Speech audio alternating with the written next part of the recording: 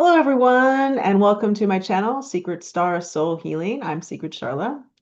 So today I came on because I want to talk about an experience I had when I was in Japan back in July, where I had an interaction with a nature spirit. It was the guardian of an ice cave, and actually the experience. I asked a friend of mine, Sun Scott Scorpio Tarot, his name's Scott, but that's his channel, to help me interpret the message. And then I also later did some meditation to further interpret the message. And one of the messages was about self-care, which made a lot of sense, and I'll explain why in a moment. But before I do that, I did ask Spirit before I came on to infuse this video with healing. So for anybody that needs healing, mind, body, emotional healing, mental healing, deep soul healing, I ask that you receive that if you're open to it. And so because I think this is important and it's part of the Ice Guardians message, I want to focus on that a little bit before we move on to the message. So what I'd like us to do is take a deep breath and then imagine coming into you, whatever area that you feel you need the most healing. Just imagine that healing energy is coming in for you and going to that place that you really need it. And then you're breathing out anything that no longer serves you, any kind of pain, anything that you no longer want to associate with your body, your mind, your soul, your spirit. You're breathing that out. All right, so let's do that together. Let's take a deep breath and breathe in the healing to where you need it.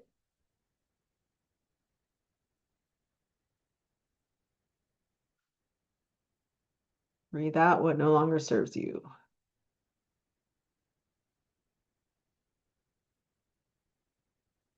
Okay. Let me know if you felt anything in the comments. I'd like to know if your body felt different at all after that. I tend to get chills or tingles after that kind of experience, so I'd be curious to hear if you felt any different or if it's a delayed reaction. You feel something you feel differently later, or maybe you feel it the next day. I'd love for you to come back and let me know. All right, so let's get back to the message.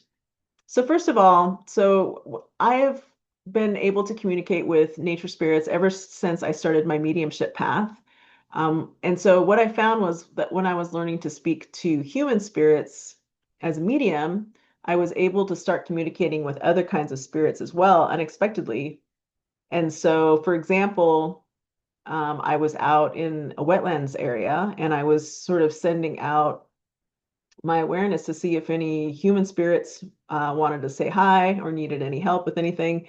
And a being started to materialize that looked how you would expect a water spirit to look, like blue-gray skin, svelte, fins on the back of the hands, a fin on the back of the head, like no hair, larger eyes, female shaped. And I was so surprised because I just really wasn't expecting that. 'Cause I didn't even really know that nature spirits existed. So once I started to be able to see them and communicate with them, yes, it was definitely a surprise at first. And I usually didn't even know what to say when I would run across one, like, hi, thank you for taking care of the area. And so this spirit showed me the area that she took care of. It was like kind of a stream and there was a pond area. And so she was showing me, this was the area that she was responsible for. So I went and told one of my spiritual teachers about this, like, oh, wow, nature spirits, crazy. I didn't know that was real. And she said, oh, yeah, the nature spirits. And she said, just so you know, the way they appear to you goes through your own filter. And so my understanding of that is kind of like what I picture a nature spirit looking like is how the nature spirit appeared.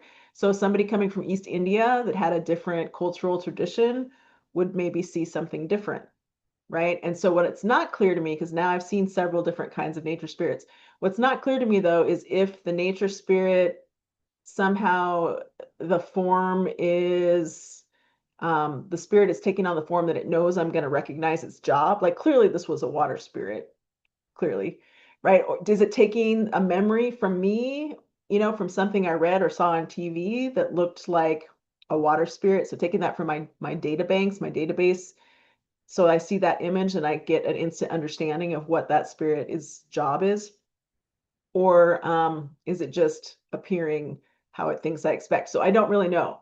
But regardless, generally when you see them, you'll know what their job is based on how they look. Others that I've spoken to that have perceived nature spirits, they just feel them, but they will feel what their job is. They'll get a sense of the energy and get a sense this is a flowing water spirit energy and this is an earth grounded energy for earth elementals. So they experience it differently. So I'm going to say that because part of this experience that was so strange was so I was with a group of people in Japan. So I didn't have a chance to like really dive into communicating with this ice cave guardian until later when I came home, because with spirit communication, it's instantaneous, it's across distances. As you know, human spirits that have passed on will communicate with a medium. So they're someplace else, but they'll come in and say hi and give information to pass on to their loved ones, right? So same thing. I was able to, say, hey, Ice Cave Guardian, can you communicate with me further? I just didn't have time, at that point. I was with the group and we had to leave. And what's funny, the brief interaction I had in person with the Ice Guardian spirit, the Ice Guardian appeared and I knew what its job was because it sort of looked like the abominable snowman. If you've ever seen it's like a claymation of Rudolph the Red-Nosed Reindeer, it kind of looked like the abominable snowman, right? And I kind of thought, is this spirit joking around with me? Is the spirit teasing me? And I kind of said something like that. And he was like, what? What would you expect an ice cave guardian to look like? I'm like, well, like you, so makes sense, right? So again, it goes back to that. I really think they show up how we would expect them to. So then we know. Because if he'd shown up looking differently, I may not have associated him with the ice cave. I may have just thought he's some other nature spirit that's doing something else in the vicinity. But since I was coming out of the ice cave and since he was standing right next to the ice cave and since he looked like the abominable snowman, I was like, okay, you're the ice guardian, the nature spirit guarding the ice cave. And I thanked him for making sure everybody got out of the cave safely and no mishaps. But I had to go. And so my friend Scott helped me interpret the message later. We were talking about it over tarot. And one of the messages he got was about self-care and taking care of yourself, which made a lot of sense because I was in charge of this trip and I was pretty exhausted. And so it made sense that you can't take care of others unless you take care of yourself. And so that was a really interesting message. And of course, you would expect like a guardian's job is to take care of the area that they're responsible for, they've decided they want to be responsible for. And if they're low on their energy, it's going to be hard for them to take care of the area. So that makes perfect sense that that was part of the message. And then later, when I tuned in, I want to read to you the message I got during my meditation or what I saw because okay, so this is what happened when later I said, any further messages. So he showed me a section of earth collapsing at his feet. Oh, this is over by the ice cave. And he was able to scramble down and slow down the earth sliding away a bit. But then when I pulled back visually in my mind from the scene, I saw that the entire earth had become like this giant hourglass. And eventually, if protection was not put into place, all the sands were going to run out, just like an hourglass, and then time's up. But there are protections that can be put into place now that will help slow that down. And then he expressed respect and admiration for other guardians of the earth, whether they be humans doing their best to take care of the environment, or other animals, trees, and other kinds of plants, and other nature spirits that were caretakers of the earth, and that they're all have a kind of solidarity. They're all sort of part of a club taking care of the earth. And then, because they're all protectors. And then, really, it's up to everyone ultimately to help protect the earth so we don't experience that hourglass situation where all the sand runs out. So, that was like a really interesting message. And so, what I thought I would do today was tune in just to see if the earth, because really he was some kind of earth elemental, I think. So, if the ice cave guardian wants to communicate further, or if Spirit has any other messages kind of around that topic of self-care and also just taking care of our environment. So first of all, I'm going to go ahead and purify the space.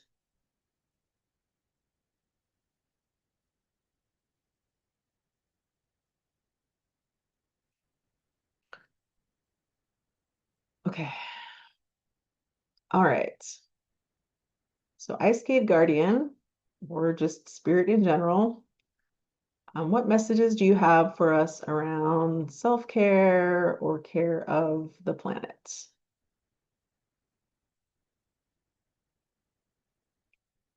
Okay, so I'm going to start the reading with an oracle card. This is the Yokai Oracle Deck. So I've got some Japanese themes decks. So yokai are supernatural spirits um, that Japanese people have in their folklore, just in their everyday, how they interact with the world or their belief systems. This is kind of closer to Shintoism about different kinds of nature spirits. Can include things like ghosts, though, can include just supernatural creatures in general. So it doesn't have to just be nature spirits, but I just thought it would be an interesting um, deck to use for this, given the circumstances. All right. So Ice Cave Guardian or any other spirits, what messages do you have for us around self-care or caring for the earth or the environment? Okay, so the card I got is called Kitsune, Foxfire, Dazzlement, Illusion, Discernment. So this is interesting. So this basically is just kind of making sure that you understand what you're perceiving around you. And so this is kind of interesting to me because I was just kind of talking about perceiving different kinds of spirits. So it almost feels like a message for me to make sure I'm tuning in and really communicating with who I think I'm communicating with. But also just generally, it's a good message for sort of what's coming to my mind right now, also because of the fire, is like the forest fires that are going on right now. And, sometimes the message we get in politics blame the area for the fire, like, oh, you're not taking care of the area well enough, or you didn't have enough water stored, or you didn't have enough firefighters on hand. And the thing is that, these kinds of events, you can't really control them very well. You can do everything right and lightning strikes somewhere and it's dry and the fire catches, and no states can afford to have thousands and thousands of firefighters on call just in case there ends up being a fire in their area. So luckily a lot of states call in firefighters from other states to help out. So I guess for me, the message I'm getting around this is try to see through the illusion. If you're getting information trying to blame the area for the fire, fires happen and the climate is changing. At this point, like the earth keeps getting hotter and hotter every year, and that's going to create more forest fires. And this is like what the Ice Guardian was saying, like we have to figure out ways to take care of the earth to slow down that climate change, because we're just going to get more and more extreme kinds of weather because of that climate change. But so we need to make sure we're paying attention to sources of information that are experts, not just politicians trying to spin whatever they're trying to spin. We need to listen to the science experts. They are the ones who know what they're talking about. Politicians, it's to their advantage to say things like, don't worry about it, everything's fine. Climate's not heating up, whatever. Don't listen to those scientists because they want to make everybody feel good, right? Oh, this guy or gal person is saying we don't need to worry about it. Oh, I like that message. I don't want to have to worry about it. I don't want to be stressed out about the environment or think about recycling. They said everything's fine. Cool. That's the person I'm going to listen to, right? Well, yeah, it might make you feel better, but it doesn't mean it's the truth. So I'd say, listen to the experts. Use your discernment. Okay. Thank you for that message. I love that. Okay. Next, I'm going to use the Yokai Tarot. So there's definitely some creepy cards in here. So hopefully I won't scare anyone too much with my creepy cards. Okay, so Ice Cave's Guardian or any other nature spirits or any kinds of spirits that want to bring us a message. Please bring us a message. All right, so I get the Lovers. which makes a lot of sense. This is really interesting because Scott, on his channel, I had another interaction, which maybe I'll make a video about later, about some guardians of a temple, and he got the Lover's card and got part of his message was around that these guardians really want to interact with humans. They want to partner with humans to partly just so that we can help figure out how do we solve some of the issues around taking care of different precious places in the world. So again, this just makes me think that we can partner with each other to try to take care of the environment, or for anybody out there that also is in communication with nature spirits, you can partner with the nature spirits to try to help take care of certain areas. They can give you guidance on what the area might need to stay safe. So that's a great message. All right, what else? What's another message around nature or care of nature, care of ourselves?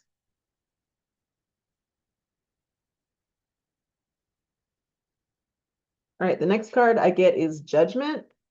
So this really is making me think about Judgment Day, which is coming. It's like that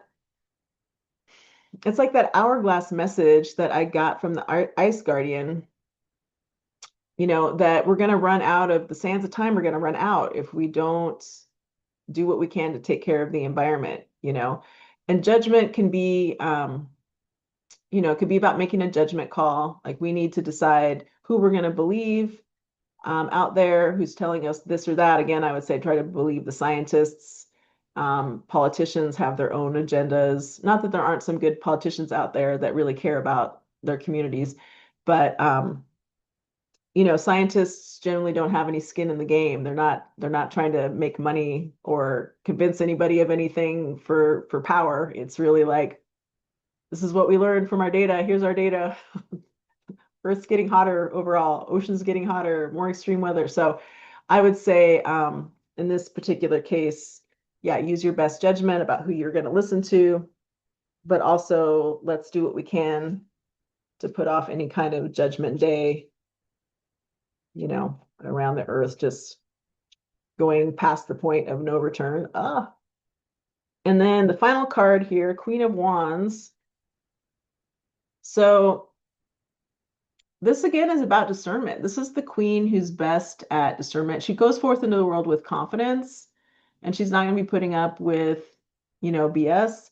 And so again, discernment, she's going to be making sure she knows she's listening to the experts, right? She's making sure that she's not hearing BS, that, whatever it is around climate change or weather, forest fires, she's smart enough to listen to the experts and cut through the BS. And also somebody who can speak out passionately about protecting the environment and sharing that information with people far and wide.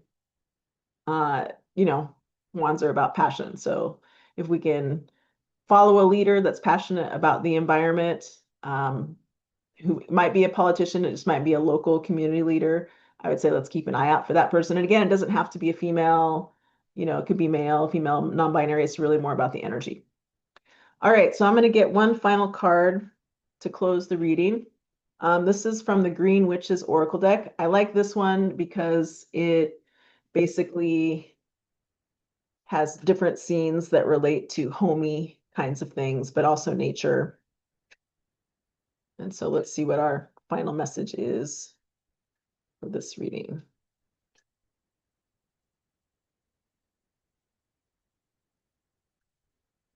Okay, so the card I get is Spring, Rebuilding, Awakening, Rebirth.